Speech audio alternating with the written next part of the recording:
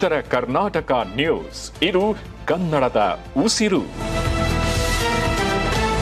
Asia Pacific ವಲಯದಲ್ಲಿ ರಾಜತಾಂತ್ರಿಕ ಬಾಂಧವ್ಯವನ್ನು ಬಲಪಡಿಸಲು ಪ್ರಧಾನಿ ನರೇಂದ್ರ ಮೋದಿ ಅವರು ಜುಲೈ 6ರಿಂದ ಜುಲೈ 11ರವರೆಗೆ ಇಂಡೋನೇಷಿಯಾ, ಆಸ್ಟ್ರೇಲಿಯಾ, ನ್ಯೂಜಿಲೆಂಡ್ ದೇಶಗಳ 6 ದಿನಗಳ ಅಧಿಕೃತ ಪ್ರವಾಸ ಕೈಗೊಳ್ಳಲಿದ್ದಾರೆ. ಕಳೆದ 40 ವರ್ಷಗಳಲ್ಲಿ ಭಾರತದ ಪ್ರಧಾನಿಯೊಬ್ಬರು ನ್ಯೂಜಿಲೆಂಡ್ಗೆ ಭೇಟಿ ನೀಡಿರುವುದು ಇದೇ ಮೊದಲಾಗಿದೆ. ಈ ಪ್ರವಾಸವು ಉಭಯ ದೇಶಗಳ ಮುಕ್ತ ವ್ಯಾಪಾರ ಒಪ್ಪಂದಕ್ಕೆ ನಂತರ ನಡೆಯುತ್ತಿದೆ.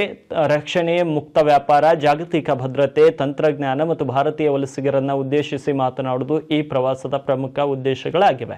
ಪ್ರಧಾನಿ ಮೋದಿ ಅವರ ಪ್ರವಾಸವು ಜುಲೈ 6ರಂದು ಇಂಡೋನೇಷ್ಯಾದಿಂದ ಆರಂಭವಾಗಲಿದೆ.